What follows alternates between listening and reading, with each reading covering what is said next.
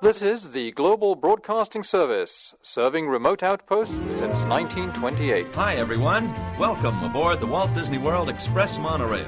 Caramba, we have something really big for you today. Welcome, foolish mortals. Now then, hang on to them hats and glasses, because this here's the wildest ride in the wilderness. This is the DBC Pod with Phil Schoen and Jason Dodge.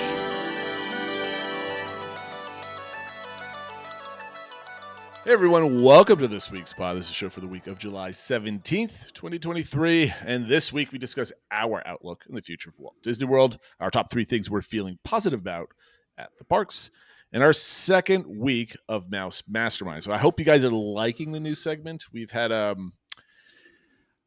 I don't know. What did we run, like 30,000 minutes in last week's show with Mouse Mastermind? So we may have gotten a little detailed on that. So we're going to cut it back a little bit as far as the day-to-day type of stuff. So we're going to keep the core game the same. So let us know if you like the segment. Do you want to see it longer or shorter? We know. So if you have anything, make sure you shoot us out in social media what you guys think. But first, I think this whole show is what's going on in our Disney World. So these are not like random topics today, Phil, that we decided to talk about. I think everything is like related to each other.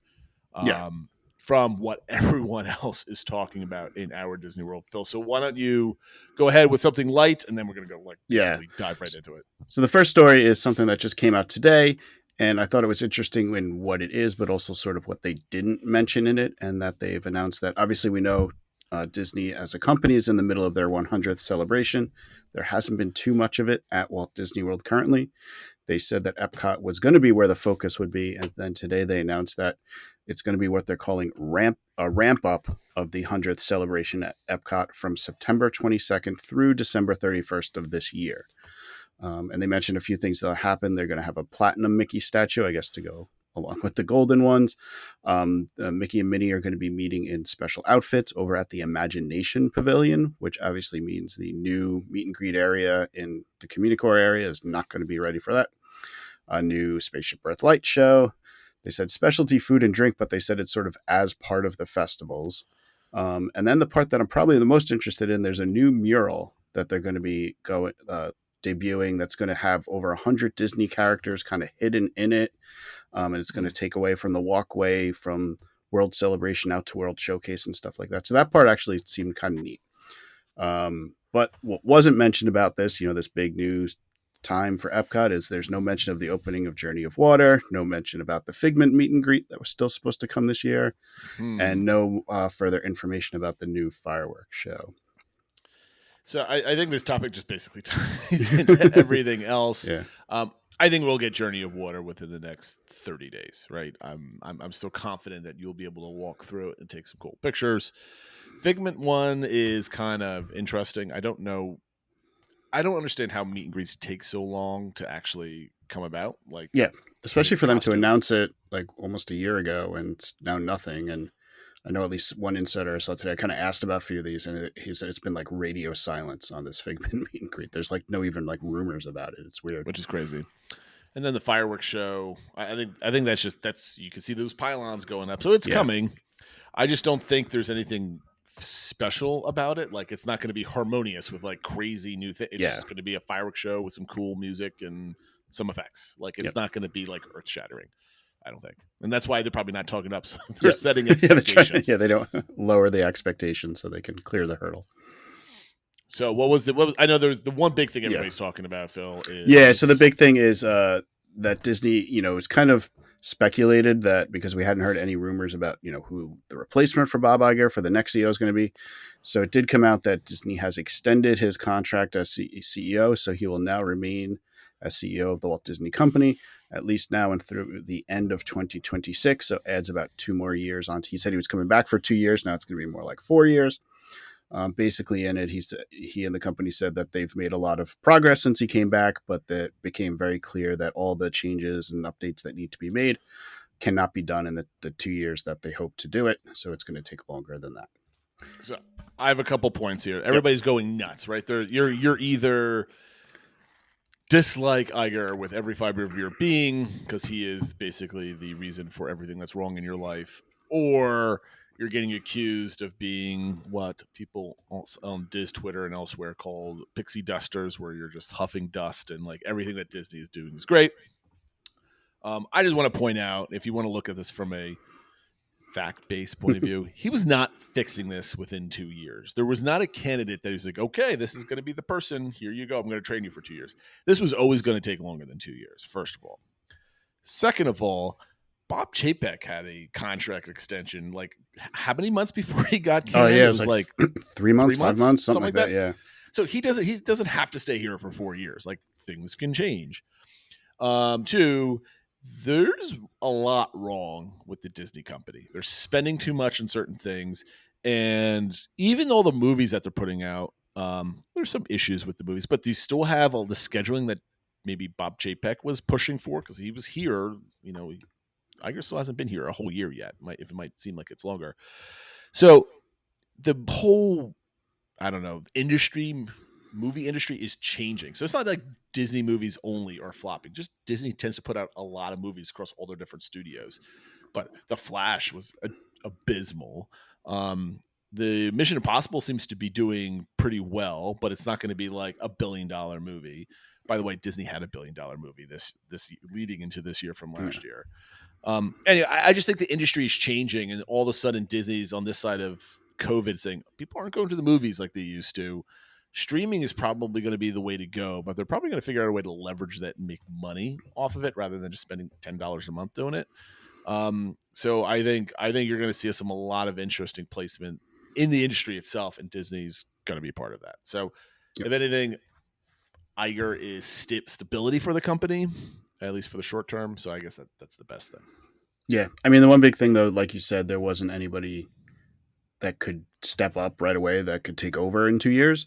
And I think that's part of the problem, though. And that's part of the problem why we wound up with Chapek. You know, other good potential candidates, whether it's Tom Staggs or whoever, left the company. And I think that needs to change. They need to, like, I mean, I'm sure they're working on it, like trying to have a succession plan, but you don't really hear a lot about it. And I think that's almost going to be the biggest thing that they have to do, whether it's in 2 years, 4 years, or whatever. When Bob leaves, he's not going to be here forever. So they need. And I believe some of the board members, the gentleman that is the chairman, I think he's also on the board of Nike. They've hired services to go find another CEO, right? There's been like speculation that wasn't Adam Silver from the NBA was rumored or something like there's been a few things out there, but I think that's one of the biggest things they need to work on.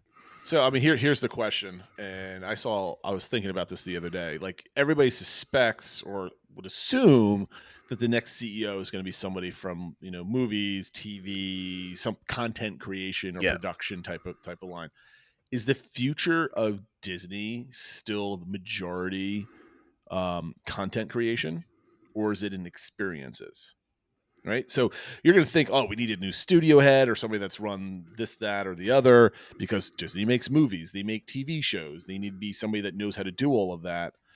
But all the money is coming from the experience, cruise line, parks, and that's very profitable at this point. So do you think Disney pivots slowly away from content, where they're still obviously going to make movies, but they're putting more emphasis on experiences? Do you see maybe that in like the medium to long term? Potentially. I guess it depends on where they see the value and how much value is just in the content they have and the characters and the IP and stuff they have. I think it's kind of who can shepherd all that and get the maximum value out of it, whether it's in movies or experiences. Yeah. I just want to say, for those out there that are like screaming for, you know, oh, Walt is spitting in his grave. Like, Walt himself would not be able to run Disney as a corporation because it's not a movie studio anymore. It's huge. It's just this ginormous thing. And that actually kind of leads us a little bit into the next topic is, so after this came out, Bob Iger did an interview on Squawk Box. And then there was a lot of articles coming out in the New York Times and Bloomberg and stuff about what he said in this. Now, the one thing I do want to say before we get into the comments, we do you need to keep in mind who he's talking to at these types of interviews with Squawk Box. These are for investors and analysts and stuff like that. He's not talking to like the hardcore Disney fan that wants him to talk about what he's going to do in the parks and stuff like that. He's never talking to that person. Yeah, right. But so when he says things like, they asked him, do you think there's an issue with pricing at the parks? And he said, no, I think we addressed that. I don't think the pricing's an issue. They asked him about, have you seen some slowdown? And he talked a little bit about how, there was some just on July 4th, but overall, the parks aren't empty. They're doing fine. He did cite about how Florida was one of the first areas to reopen, which I thought was an interesting point. People maybe got Florida kind of out of their system and now doing other things. He did also comment about the actors strike and stuff like that, which he's getting a little bit heat from that.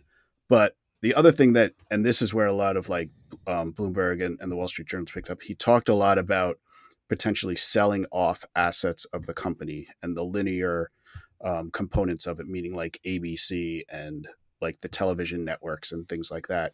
Seemed like he wanted to keep ESPN, but who knows? So kind of what you're saying, that it's this huge giant corporation, and I think it's almost gotten too big and too many different areas. And I think that's one of the things and why he needed to extend his contract, because if you're going to start selling off big parts of the company, that doesn't happen overnight. So. No, 100%, 100%.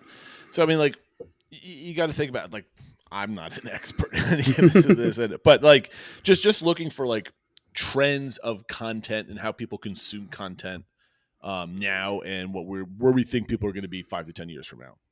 Linear is basically dead at this point. Maybe not like, channel 55 is the Hallmark channel that you flip on to see it. The act of flipping to it to see what's on rather than going to the Hallmark app and watching it, I think that's dying. There's a lot of redundant things. Like the reason why a lot of these second, third tier cable channels lived was because they got money because they were part of a package, because cable companies wanted to bundle 200 channels and sell them to you, right? Yeah. So the pull was 200 channels, not that anybody watched it. So I think a lot of that is dying, and because a lot of that's dying, that feeds right into the writer's strike, and because there's now just the way residuals are done and stuff like that is different with streaming or not existent with streaming. Yeah, there's a lot of things here. Yeah. And ultimately, what it comes down to, I think Disney would be smart to, I guess, wind down a lot of the linear stuff. And the only exception is what everybody's saying is ESPN, because ESPN is both content and it's also experience, right? Yep. There's no other property on TV currently that people consume on a weekly basis and in mass numbers other than sporting events. NFL, NBA, NHL, you name it. People are watching it in groups, and that's the only time you're going to get eyeballs on live commercials these days. Yep. Most of the time it's YouTube commercials or, ads on Twitter or Instagram, wherever you might get them. Very little people, and especially kids growing up now that are still in the middle school demographic, that are in 5 years are going to be in the 18 to 35 or 18 to 29 demo, that don't know what a cable box is, right? My kids don't know what a cable box is. They don't know channel numbers. They go to Netflix, they go to Disney Plus, they do whatever to watch their content, and they're not getting advertisement that way.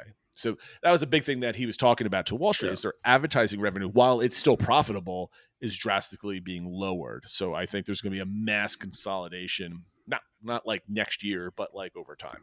And I think that's what he's talking about. Yep. So then the other kind of aspect of it is, I guess there was talks about, could he just sell the whole company? And obviously all the rumors are that Apple could buy them or something like that. And I kind of got into a little bit of a back and forth. It's probably one of the tweets I put out there that got the most engagement. But just like, I don't think Iger would want to do that. Would he want to be known as the last CEO, the CEO that sold Walt's company?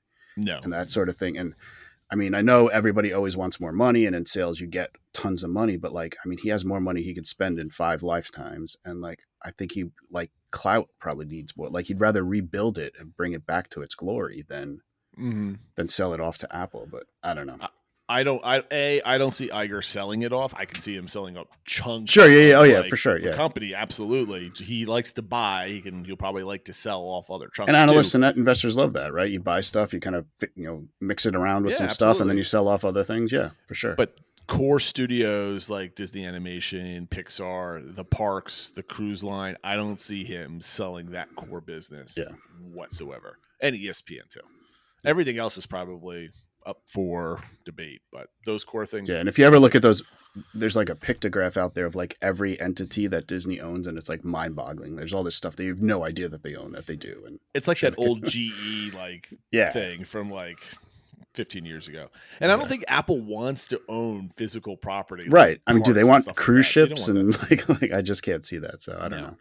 Unless Apple thinks they'd see something like, I don't even think Apple would buy Disney just to get their hands on their content library for Apple Plus streaming. Right. Yeah. But then like now they have to find somebody that's going to buy the parks and the cruise line and split that's too much. There's kind of like, it's not worth it. There's sort of parts of both companies.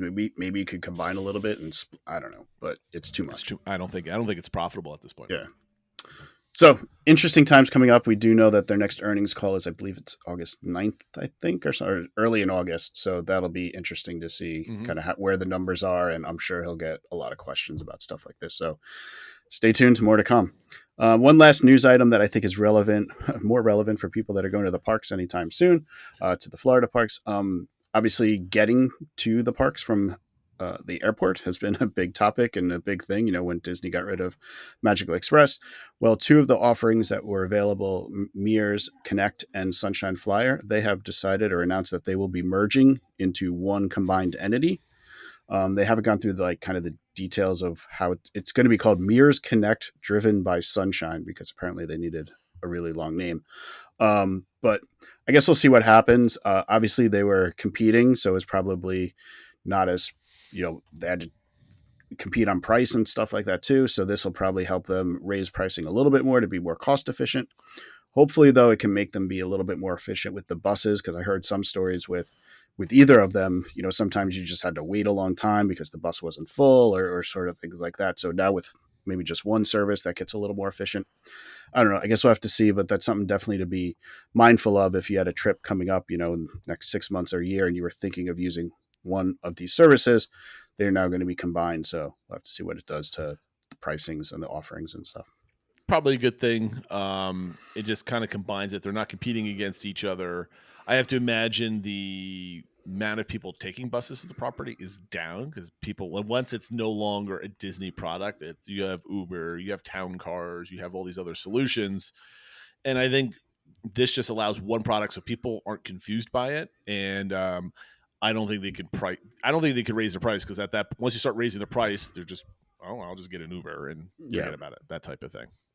Yeah, for sure. I mean, I think it's a good option for, maybe solo travelers or people just not comfortable with like Uber or stuff like that. But yeah, Once you start getting, if they raise it once you get to like 4 or 5 people, even doing like a town car or something becomes almost the same price. So I have to figure out what can work best for them.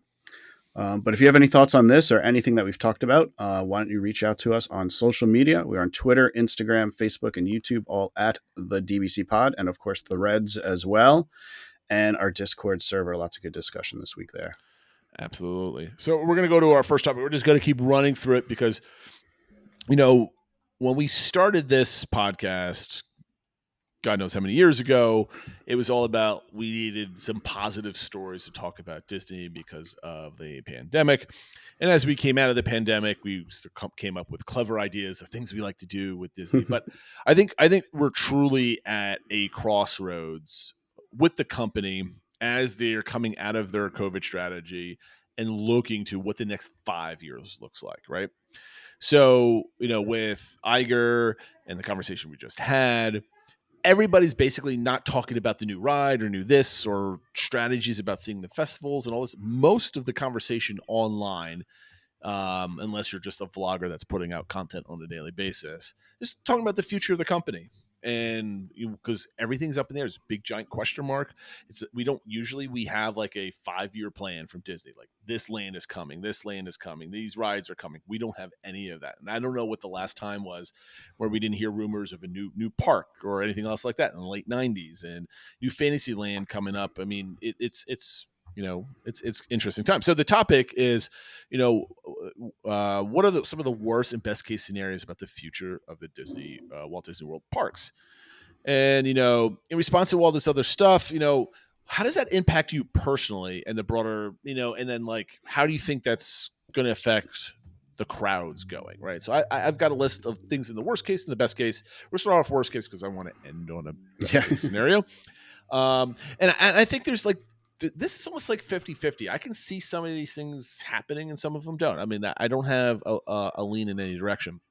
So we were talking about this week on Discord about, how D23 a lot of people are like, oh, we're probably going to be disappointed. A lot of people are souring on the excitement of it just because we know nothing. So, and then we're all pessimists, I guess. I don't know. So we'll go one by one, Phil. So if Destination D comes around and there's no significant additions to the park announced, it's just kind of more fluff and whatever it might be. How does that affect you personally? You think, and theme park overall? Yeah, I think I've mentioned it before, but even more than the pricing and stuff like that, Disney needs to get people excited about the parks again. And there's only so much excitement you get from new cupcakes and stuff like that. Like, you need big new things to be excited about, and even if it's not going to come for a few years, you can like see updates on construction and things like that. And we don't know of anything coming after Tiana's Bayou Adventure next year. And so if we leave Destination D23 with basically nothing, just like maybe a date for Tiana, I don't even know what we're going to get. And that's where some of the negativity, because I was trying to be optimistic, like I think we're going to get some stuff from there, and then I think Len Testa responded to me saying like, "There's no Imagineers available to like even work up proposals. Nothing's coming." It's like, okay, well that's kind of sad. Thanks, Yeah. but yeah, if that's the truth, it feels like this is the opportunity for Disney to start getting people excited again, and knowing that Epic Universe is coming and stuff like that. And I think having some concrete plans for like, this is the vision for the next. That's what we always got on about, like Chapek. Like, he didn't really have a vision. Like, what was his vision? Like for the, Michael Eisner had the Disney decade and stuff like that. And we're hoping that, we want Bob Iger to come back to that. So I'd really like to see that. And if we really come out with nothing, I'm definitely going to be a little disappointed. Well, how does that affect you personally? Let's say like, you're going in August, you don't have a future trip plan. Does this like sour you? Like, for our engagement question, like how long is it going to be to your next trip? Is it something you're just going to wait and see? Because me personally, if there's no significant additions to the parks don't get me to book. Like, right. It's cool that there's new rides. I look forward to it.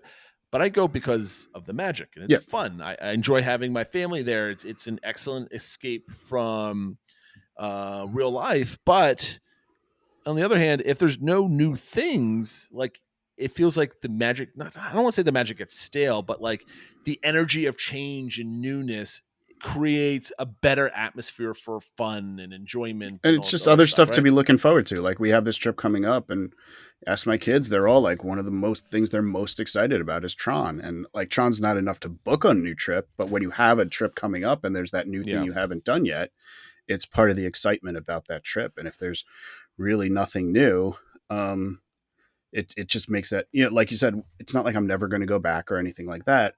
But, we're talking about in a couple of years what our next trip, maybe after Epic Universe is open, does that become a more Universal focused versus maybe 50-50 trip or something like that, where we just, pop into Disney for maybe a day or two versus, more time at Disney. So I don't know. We'd have to see. But like I said, yeah. And just when you're talking to other people, like, you talk about this a lot, you're at the town barbecue or something like that, and one of the other parents ask you about Disney, there's just nothing new to like kind of get them jazzed about it. Kind of shows in your voice and stuff like that.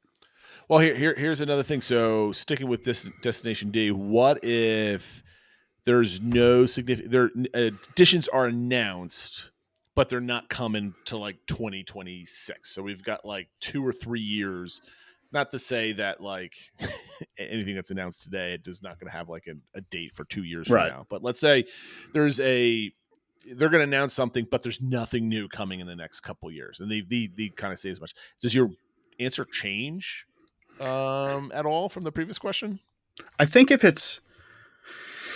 I don't know how much it changes, but if there was something concrete, like even if it was like the Moana stuff or the Beyond Big Thunder, like if they confirmed it, like this is happening, and within the next few months we start seeing shovels in the ground, even if it is 2-3 years off, but there's active work towards it, that I think would change my attitude a little bit. Because then yeah, it's like, yeah, we might not have a big trip for a couple of years, but we're excited for when we do that big trip or whatever. Whereas if it's just more like, oh yeah, we had this like blue sky session for, maybe we'll think about some ideas for Pandora, like last time where it's kind of like, okay, great. You had some blue sky idea. What does that mean? But if there's something that, prompts shovels in the ground in the next few months, even if it's a few years out, I think that would improve the attitude. I don't think that does anything for the broader theme park attendance because the broader attendance doesn't pay attention to what's being built in 2 or 3 years. No, right? but no, until it's close. The one thing I could see though is people that maybe are coming down for Epic Universe and then say like, hey, while I'm here, I'll check out Disney. And if they see some cool construction going on, that might be like, hey, maybe we'll come back in another year and do some more Disney. But I agree that like it's not going to help in the near term with attendance.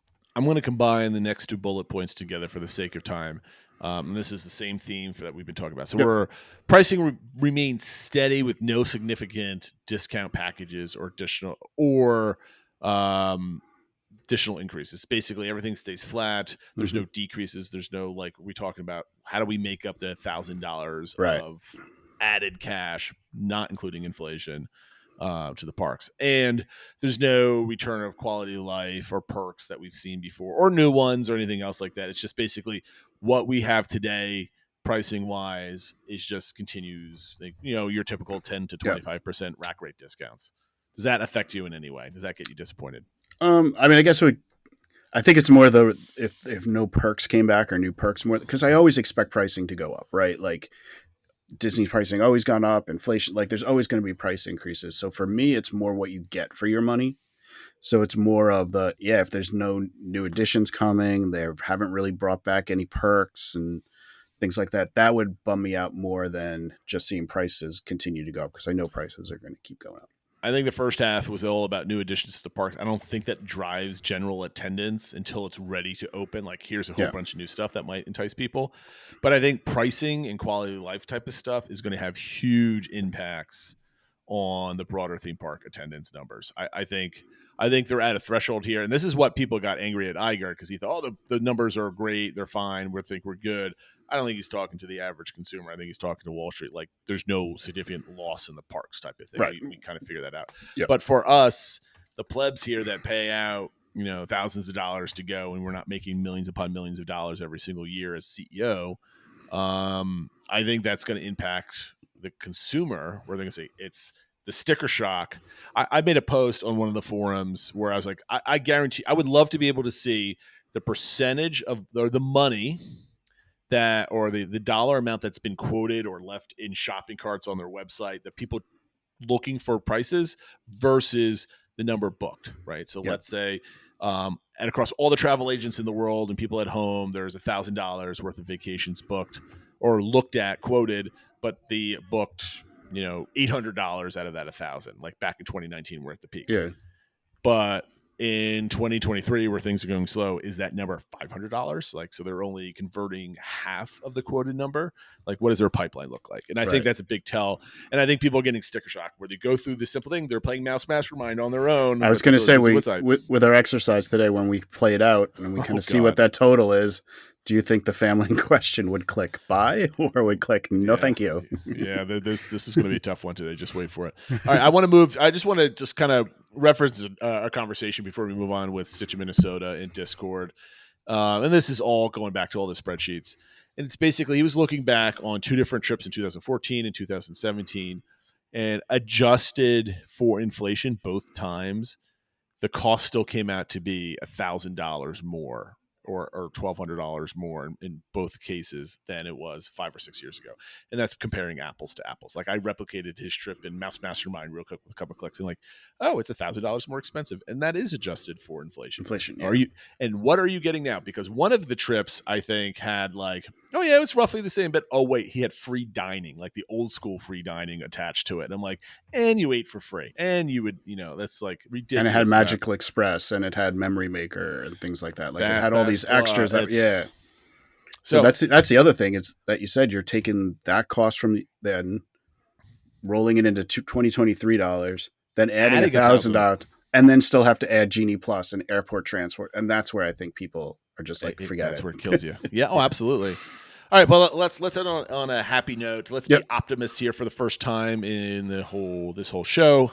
Yep. And I kind of leaned in some of these categories. Sure. So the first one is in the fall, September, a new Animal Kingdom expansion is announced. That's the only thing that's announced. We got new Animal Kingdom stuff, the Moana or Zootopia, whatever it might be. I'm not focusing on the actual thing. Let's not talk about that. But significant increases in improvements to Animal Kingdom. How does that get you psyched? That would get me excited, especially if it was like, okay, we're definitely doing the stuff we said was blue sky. Like, that's go. Like, tomorrow the shovels are hitting the ground. And if they also said, and we're going to have a nighttime show and we're expanding Pandora, like it's the next park of focus. We're making that a full day park. We're making that, like that's going to be a big compete. Like that would get me jazzed. That would get me excited. If it's literally just, remember that Moana picture we showed you before? We're going to do it. It's like, okay, well, that's something. But if it was that plus stuff, then I would get excited. So you need some plus stuff after. I think a little bit more plus, yeah. Or are you disappointed because there's no Magic Kingdom announcement? Because that's basically what this is inferring. Yeah, I mean, I think if, like I said, if it's like a full blown, like kind of what the plans were for Epcot before COVID, like it was kind of that scale for Animal Kingdom, and like it's a go, that would be sufficient for me. Because I feel like the Magic Kingdom needs it less, and that can be like the thing after that they do. I mean, I agree. If like Animal Kingdom gets like some revival and some, not just like we're just gonna plop a couple rides down. We're in Dinoland. I mean, I'll get excited when Dinoland USA is gone because that's been a plague on that park forever. But like that would get me excited, and it might get me excited and looking forward to my next trip down there. Right, that's the kind of thing. The fact that Magic Kingdom is not announced would get me a little disappointed because I would love to see what they could do with that park. Now, on the flip side, what if it's Magic Kingdom only and no Animal Kingdom? Typically the same answer for the most part? I think so. I mean, I think especially if they're saying they're going to do all three of the, like that's a huge project. That's basically increasing the capacity by like 25% if they're doing everything. And again, it's like, and the shovels are starting tomorrow. I think that would be enough to get me excited. What happens if they announce both? Are you just like out of your mind and like you're Disney funk, or if you have a Disney funk, you're completely out of it? I would say so. Yeah. Like if it's like with like, I mean, obviously they're not going to give you actual days, but if they're like, and this is opening X and this is opening Y and this, like, these are a go and it's everything, I'll probably be tweeting a lot. Yeah. I'm the same way. Like if we get basically both blue skies, I mean, this is obviously best case scenario. I think the chance that this happens is very low, but I think there is a chance. And if we get like 2026 new Animal Kingdom, 2027 new Magic Kingdom, and like I'm going to be stoked. My opinion of the parks and the outlook of the parks gets tremendously high. I'm like, I can't wait to be doing this podcast 4 years from now when this opens, and that's going to be great. I also think that would get me more excited because that's what they need to be. Like typically Destination D23, they don't make some giant announcements. So if they do that, that tells me that, like, for lack of a better word, they get it. Like they know they need to do sort of these things. So I think it's sort of symbolically, it means almost more than the actual specifics of it. What does it mean to you if they announce this and then they find out that, because you mentioned this earlier in the worst case, and they start breaking ground within 6 months? Like, do you go just in like overdrive with like excitement? Like at this point, like all the terrible negative threads on WDDO Magic where everybody's just trashing everything and it's just depressing and you just have to ignore people. Like I could see like all those threads just falling away, and it's just threads of like, what if you do this, and here's construction updates and like leaks and like rumor. Like we don't have leaks and rumors anymore. For, like, good things. So I'm kind of stoked that kind of revitalizes the community for sure a little bit. Yep. How much does new disc, like all the packages and discounts that we've been talking about for weeks, that comes to fruition? We kind of talked about this, like what gets you to book right away. Not necessarily. I might book if we have like an extraordinarily good discount, which I think we might actually see this year if bookings remain soft.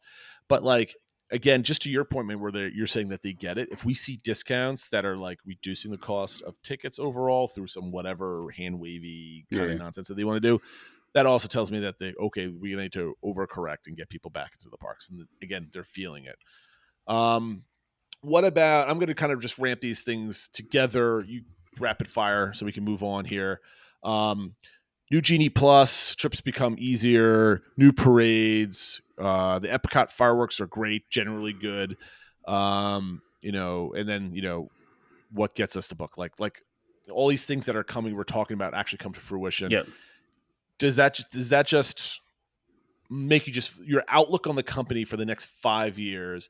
Does that help you ignore all the negativity that are going around? Is this enough to bolster your happiness? Yeah, I mean, it certainly builds to it, especially if they are able to make whatever the Genie Plus changes are. Hopefully, it's not exactly what that survey said, but if they are able to make it like drastically easier and drastically superior, again, it's kind of like backing up their words with actions, because they said, like, hey, we heard you. We know you don't want to wake up at 7 a.m. We heard you say it's complicated.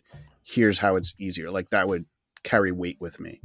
I just need them to be the antithesis of like Josh D'Amaro or Bob Chapek going, says, this makes our guest experience better with reservations. Like, all the stuff you clearly know is completely false and nonsense. Like, we need to get away from those bad statements and get back to like creating a fun experience for the everyday, family. Yep. We need to get back to this.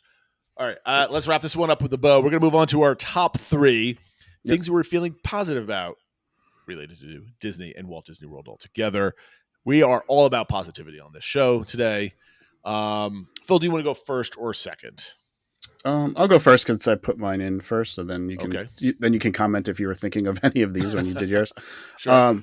The first thing I thought of was, and it was related to we didn't put it in the news, but they have closed where Merida, who was meeting in the Magic Kingdom, because they're going to turn that over to being for Encanto, and Maribel's going to meeting there too.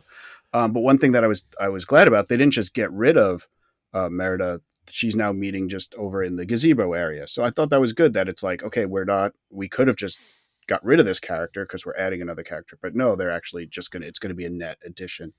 And there's just been other characters out. There's been a lot of like rare characters just doing like pop-up meet and greets over in Epcot or some of the other parks. And it just seems like they're, maybe it's not like Disneyland levels where they're getting all the new characters constantly, but it seems like they're injecting some more characters and some fun characters. They just had an after hours, I think it was at Animal Kingdom, where they had some rare characters from A Bug's Life and stuff. So I'm glad to see that. I think it's a small thing, but it's kind of like it's stuff guests enjoy, and it's something they don't have to do, but it's an additional thing they're doing, which I think is nice. Yep, making the parks more dynamic for sure. Yep. This one's kind of a small thing, but one thing I felt was missing is we haven't really had like the full Epcot International Food and Wine Festival for a long time, where they had all the seminars and the parties and stuff like that. And we're not all the way back there yet, but I was glad to see they're trying to add new things to it, whether it's with the Muppets Lab, or they announced some of these new booth type things that are coming that are going to have like caviar and things like that. Like, it seems like they're trying to plus the festivals a little bit rather than just like rolling out the same thing year after year, like it feels like they'd been doing for a while.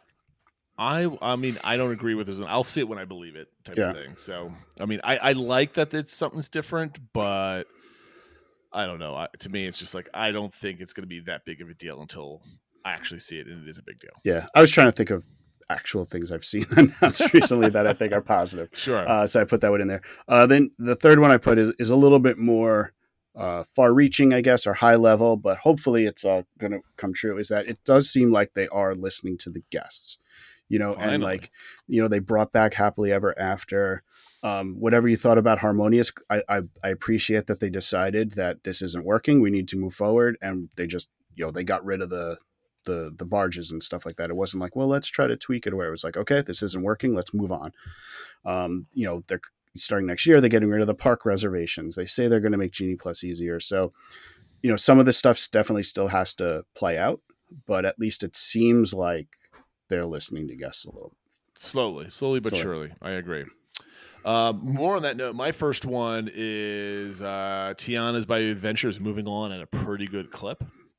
I mean, we're seeing paint and foliage, and we haven't seen it on the inside yet, but like, I'm pretty confident this is going to come. And a new out. permit was filed with, I guess, the installer that has done a lot of the show scenes for like Mickey and Minnie's and the Galaxy's Edge stuff, and like, so it sounds like that was just filed, so they should be moving on to show scenes inside pretty soon too. Yeah, I'm just stoked that this is not another Tron or Epcot where like it's going to take years to put. Like, I think they're just moving. I think they need to get out of the.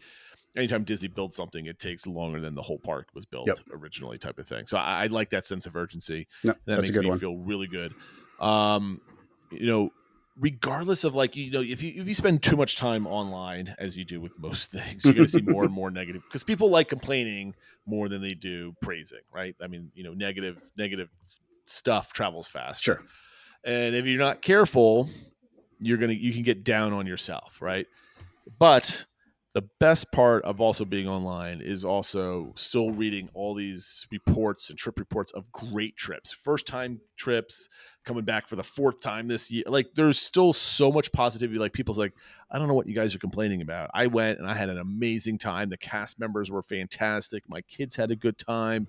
Like, sure, is it more expensive? But you know what? I had the time of my life. And you could still, like, every time somebody has a great story, you remember your own magical times when you're at the parks, and like, it just reminds you that it's not all negative. The place is not on fire. There's not like 10 people in the parks. There's still plenty of people enjoying it and having fun. They're still creating a great product that people love and it enjoys, and you kind of just remember that it's not all doom and gloom, and sometimes maybe we're getting too many levels deep complaining about some of this stuff. So it's a good reminder that they're still good at what they do. Yeah. And three, just an optimistic view of the future. We just talked about all these, best case scenario type things and all this other stuff. There's a lot of good language around spending in the parks and like knowing that they have to do, like, there's a positive upturn on what they need to do. And yes, it's been quite a while since we've got like really big additions, and we have this big gap leaning in front of us. But I don't know if we were spoiled. We did this on I don't know how many more months ago, but we brought up the research that we did, and you got to put it in perspective. From 2017 through 2019, we've got Pandora, Toy Story's Land, Star Wars Galaxy's Edge. We've got, and then in Epcot, we've got Remy's and Guardians and Tron. They got a lot of attractions. Like, we got used to seeing all this. We then went through the pandemic, and the other side of it, it's all of a sudden there's no more construction, and we got used to it, like a pretty good rapid fire pace of things. So we need to get back to that, because I don't think a theme park can survive without new additions on a annual basis. Yep. So that's but I'm optimistic because there's a lot of good talking, and I think Disney has a lot of catching up to do. As long as they keep talking good things, I think we're in a good direction. So I'm happy about that. All right, moving on to our new game, Mouse Mastermind, a game where we plan a trip based on a bunch of different things that we come up with. And I feel like this is your family, Phil. It's pretty close. Yeah, I was trying to think of, because last time you set it up with a family of only 3. I was trying to think of like, well, we're both families of 5, so maybe let's think about that and see how much that impacts the cost of things. And the other angle I tried to do with my scenario was, rather than say, oh, we have exactly X to spend, it was more of like, okay, here's kind of how we want to do it and what we want to experience. And it's for our family of 5. And the scenario came up with it. It's their first trip to Walt Disney World since the pandemic. So the last trip was the summer of 2019. It's a lot of new stuff for them to see. But before that, they went every couple of years, so they're familiar with Disney. And because it's been that kind of while, they're willing to spend a little bit extra to increase the enjoyment and make sure it's as sort of stress-free as possible. So while they don't have an unlimited budget, they kind of want to see, well, what can you put together and what would that cost? And I put the kids are about my kids' ages, age 14, 12, and 8, so they're kind of in that young teenager range. And I put in there that the dad's a teacher, so the summer is the easiest time to avoid the crazy crowds. So they're thinking they'd like to go for about a week, and everyone's willing to kind of do all sorts of rides. So they're willing to do the thrill rides and stuff like that, but they also don't want to go commando the whole trip. They want some relaxation time as well. The vacation within the vacation. Yes. Yeah. So kind of the challenge I put there is like, how do we find the best bang for the buck for this family? Yep. So this was kind of difficult, right? Because you had a couple things in here, and I purposely didn't keep asking you questions. So I wanted to kind of make my own guesses here and see where we both came out, like in our assumptions. So I have 2 conflicting pieces of information. Okay. Right. They haven't been on vacation here since 2019. They're spending some extra money. So do they have 2 Disney World vacations worth of money saved up for a Disney World vacation? Or you put in here the dad is a teacher, so summer's the best, but is he on a teacher's salary, which isn't typically, an exorbitant amount of money where we can spend. So I kind of took a middle ground approach. Yeah, I think I was thinking more the middle ground. Like if in the past they would have spent X, they're not spending 2X now, but maybe they'll do 30% more, 50% more than what they would have normally done on a trip. So the easy way out on this would have picked like a 6-night vacation with 4 or 5 tickets and go cheap on food, stay at a value, and like be the same boring kind of vacation that you can always come up with, that type of thing. So okay, so let's. I said okay, we need to go and do an extended stay, a little bit more than a week. And we're getting hoppers because the kids are older. Let them go all over the place. We also didn't want to go commando, as you put it, and go all over the place. So I thought hoppers were great only because now I'm assuming they're going next year. So there's no park reservations and they can kind of play this by ear. Like, the youngest is 8. They've probably, you haven't been since they were young.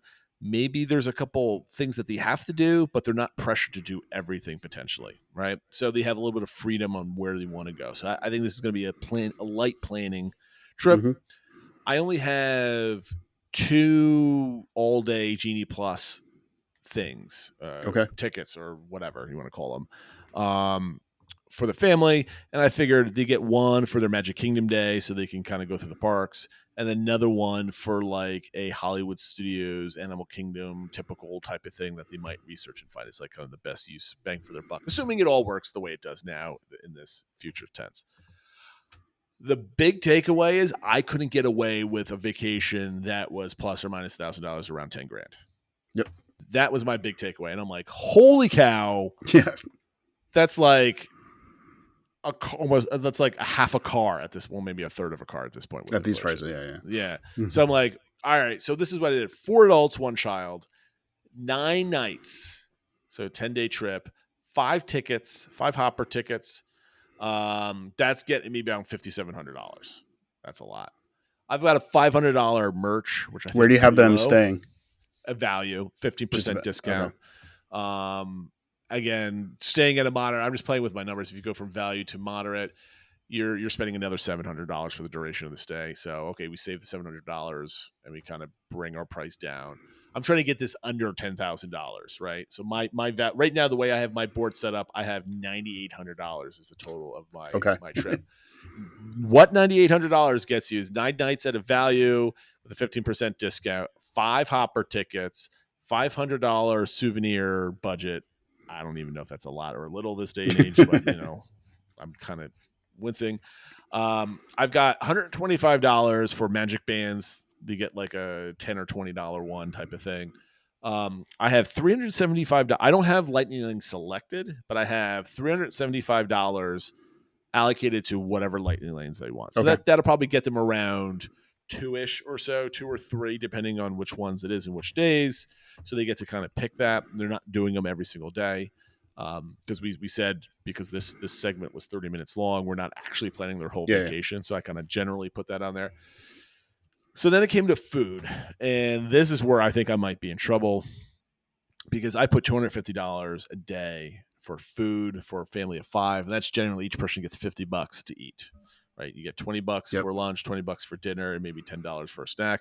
I think that's completely unrealistic, but maybe they can kind of like skimp and save, and that's where they save out their budget. To give you an idea, what a dining plan costs for 4 adults, 1 child, or 4 Disney adults and 1 child is $3,600 for the whole stay, and that gets you sit down, quick service, and 1 snack, versus $2,250. With the $250 a day for that family. Yep.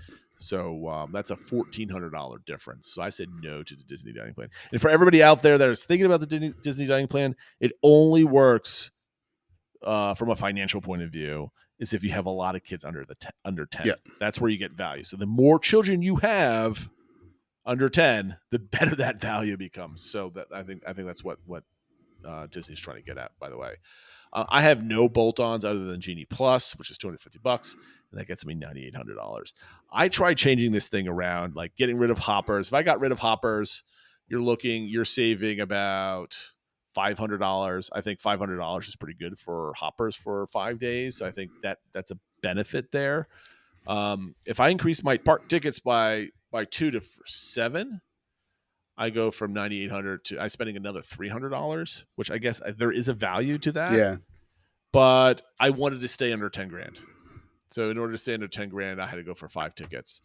Length. I mean, I was balancing my main dials. I was changing was nights of stay and tickets, and it was all within $1,000. And this is, I'd probably splurge for more, but again, I wanted to stay under 10 grand because no one wants to spend $10,000 on their vacation, and that was kind of cringy. I could see doing a shorter stay by doing more fun things potentially, but I think this was more of like they haven't been in a while. And I think extending the stay longer would probably offer them a more relaxing stay where they had only 4 or 5 days in the parks with hoppers and they can kind of choose where they want to go in certain days and not have to kind of rush. So I got it under 10 grand. I could not get it cheaper than that. I don't know how anybody goes to Disney World these days. So what did you end up picking? So I did a slightly different approach. I didn't try to keep it under anything. I was trying to let's say what I think could be if you just wrote it out, this would not be like a crazy scenario, and wanted to see what it would come to.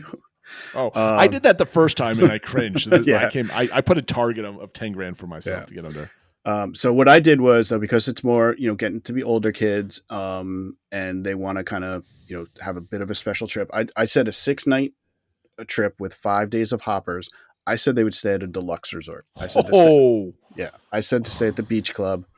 I said summertime, you get at least a 25% discount, I figure, but still they're staying at the beach club. And they're doing 5 days of hoppers, 6 nights.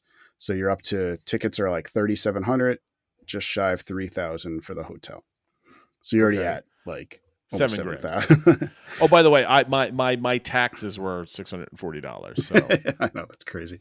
For food, I don't know if they would do the dining plan or not. I put the dining plan on just to kind of give myself an idea of how much it would be for the day. So I did put them having the standard dining plan, and then I said they get an extra $100 a day on top of that to pay for like drinks and stuff like that.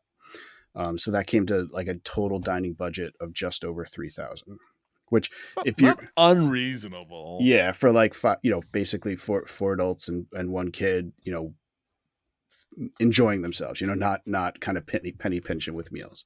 You know what I need to do though? I just realized in my formula, I need to add 20% to everything for tips. Oh, for tips, that's true. Yeah. Next week.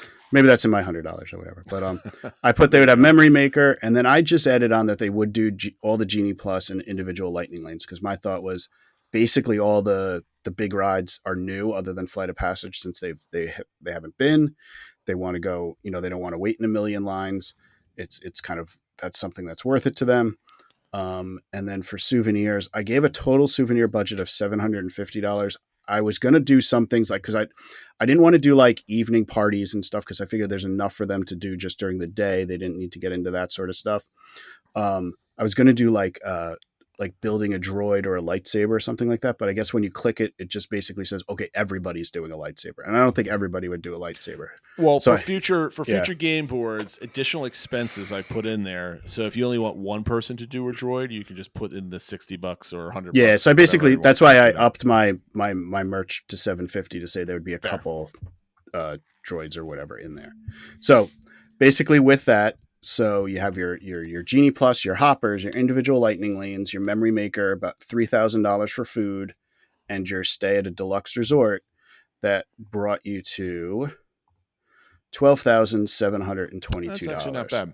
The first time I went through this, I had them staying for 11 days with 7 tickets, and that was right around 12 grand too. And I was like, wow, that's a lot.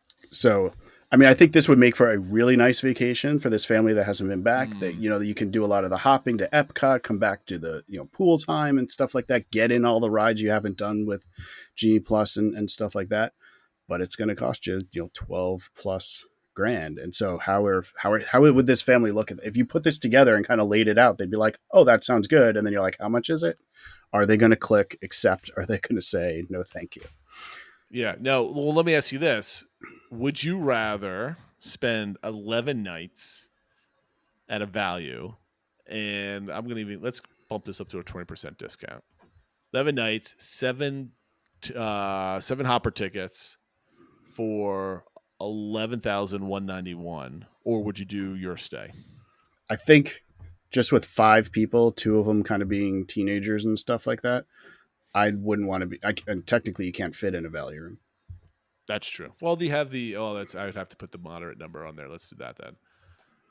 Because what I almost thought about program. doing was like, if I was going to do value, I'd do like 2 connecting rooms or something like that. But then you're kind of almost up to a deluxe at that point. So you're so right. Any case, it's expensive. it's expensive.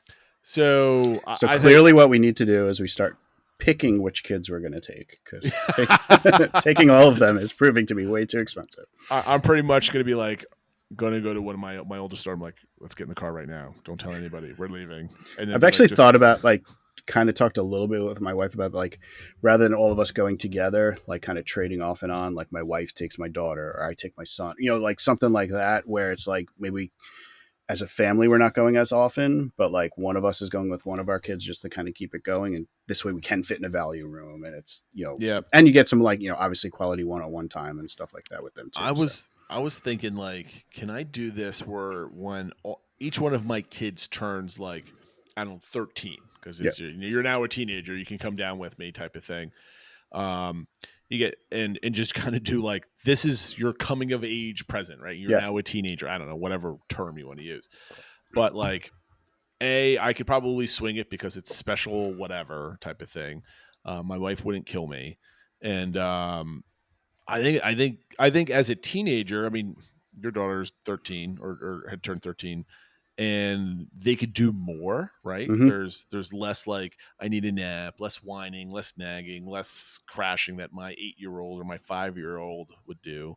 I don't know. I kind of like that idea. So I gotta maybe do it. Maybe that's the only way I'll ever get back to Magic Kingdom, unless they drop some packages where I'm saving $1,000. But I'm even so, like even with all this other stuff from a $2019 perspective, you're only probably wiping away about $1,500 to $2,000 off of this, and it's still an expensive trip to stay this duration. So, anyway, that's our mastermind. If you have any ideas or opinions on whose vacation was better, make sure you come to Discord and kind of yell at either one of us, which one of us are crazy. Okay, we're gonna move on to our final segment. DVC engagement, and I think that people, like, kind of confuse this, but we kind of Phil, you rescued it. Everybody had a comment afterwards. So the premise is, it's now been a 1 or 2 more years since your last trip. This is not anything substantial. As you know, this is kind of the worst case scenario type of things. Are you more or less likely to plan a trip? And right now, what is the longest time between trips you can see yourself taking? So let's say, Phil, you're taking your trip in August. Destination D is an incredibly disappointing event. How long do you think it'll be before you plan your next trip? That's my question to everybody else. Like, you went last year. Do you see yourself going this year, next year, the year after that? So we talked to the community first. Wheezy was first to respond. So, going forward, the longest break I foresee currently is every other year. He went in April. Nothing's making me want to jump back and go sooner than 2025. And his main motivation is just he wants Tiana's to be open to be able to see that. So he's thinking instead of once a year, every other year. Lumpy was saying that it's every 2 years now. Before pre-Chapek, it was every year or less. It's going down more. Doxy was saying her trips are slowing down. So she's got a couple trips booked for the next year. But after what, she could see herself slowing down. She's got some other financial incentives to go down there. She has some other time shifts and stuff like that. She's down there, so some of that's kind of cost is kind of sunk elsewhere. Yep. Ali Cohen says, I go once a year to Walt Disney World and do Disneyland, but kids are still at a good age to go down. But, she can see the trips. She already suspects that her trips are going to be becoming less frequent as the dollars kind of go up. She doesn't give a number. It's more of a feeling. TL Mannon's got a very long response, and I should have read this a bit better. So I think it's more of like universal and stuff like that. So like when he's kind of waiting and seeing the direction of his next vacation, but he's still going to be going down there. Yep. And for him, it's more of an economical thing, because one of the things he said is, the longer we wait between trips, the more expensive it becomes. He wants more like undated tickets and be able to like invest now, because he knows the tickets are going to be like 20% more expensive in a couple of years, which is actually true. And then our new friend Skyliner Kate, she's 18 to 2 years between trips because of the rising costs. And that's generally what we're seeing, right? She went on more about Genie Plus and all the other things and the complexity and all this stuff, like the typical complaints people are having, the complexity of trips and all the other hoops that you have to jump through. But what we're seeing is people that typically go once a year, once every other year, are now considering every 2 years, every 3 years, and they're probably mentally preparing themselves to be like, all right, it's going to be a while before I get to Disney again, and it's kind of sad. For me personally, I went twice last year in the summer and in December. I can easily see, just from financial reasons, I don't see myself going anymore this year and the first half of next year at the very least. So there's going to be at least 1.5 years before my vacation. And I said this last week, I will book a vacation. I'll put $200 down and book it if there is some kind of good, really good package together, which significantly brings me back to 2019 pricing. I will certainly jump on that. For but tickets, not just the hotels. Well, anything. Like I need significant savings. I need that $1,000 Iger tax or Chapix tax. I don't know what you want to call it, but like wiped away. I need that gone. But I can see myself being 2 years before I get back down there. What about you, Phil?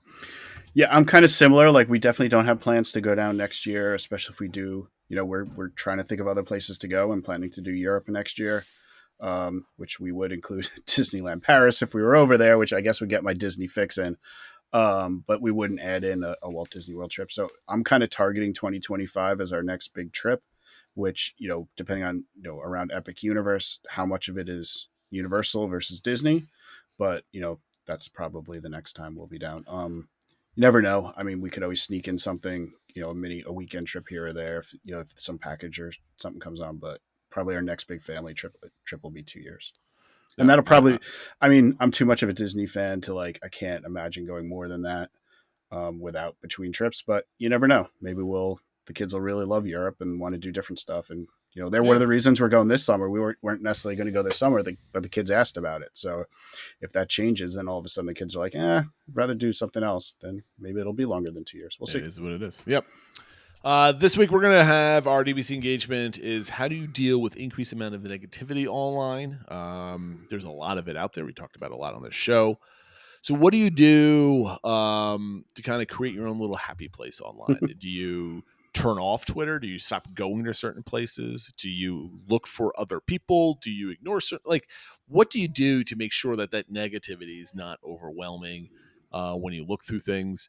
And we'll talk about, I have my own personal strategies and what I do. And just curious to see what everybody else does. So you just get off of social media for a while, which is probably the most healthy thing that you could probably do with all this stuff, less online talk. So anyway, we're going to ask that this week, see what people do and how people kind of maybe change their online behaviors or patterns of usage. So we'll talk about that. Phil, did I forget anything or are we good for this week? I think we're good for this week. Good job, Excellent. Everyone. High fives all around. Yes, excellent. Thank you for listening, everybody. Make sure you like and subscribe and share this content if you like it. And have a great week, and we'll see you next time. Take care, everybody. Bye all.